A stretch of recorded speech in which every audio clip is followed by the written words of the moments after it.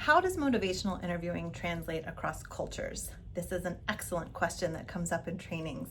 And here's a few pieces of information for you in terms of statistics.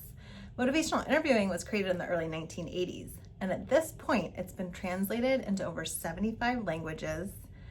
Members of the MINT Motivational Interviewing Network of Trainers are represented from over 40 different countries.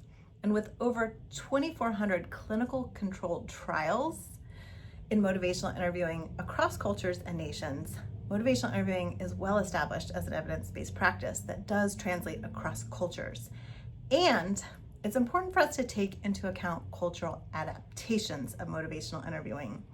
We have a 1.5-hour webinar with Dr. Christina Lee, who is the author of the book, Am I Across Cultures? Optimizing Practice, to share more about some of these cultural adaptations and considerations. As a motivational interviewing trainer, I have found that training in motivational interviewing at its essence helps us with our cultural humility when we are working with clients from across cultures. The spirit of motivational interviewing is rooted in some basic heart set and mindset pieces as providers that keep us humble, that keep us curious, and that keep the change process oriented in the client rather than us imposing our values or drives on our clients.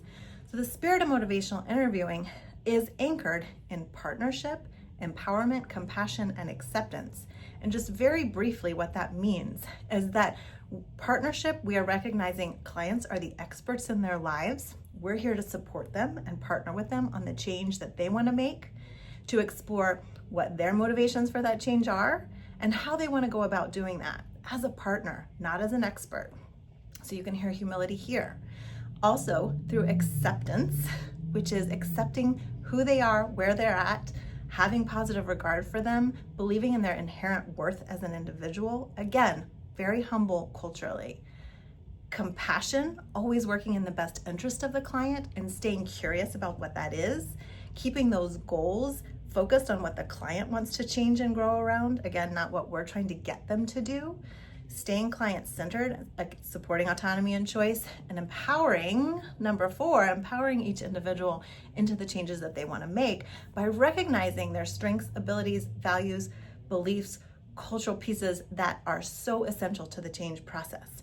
So as embodiment of the spirit of motivational interviewing, we are practicing cultural humility.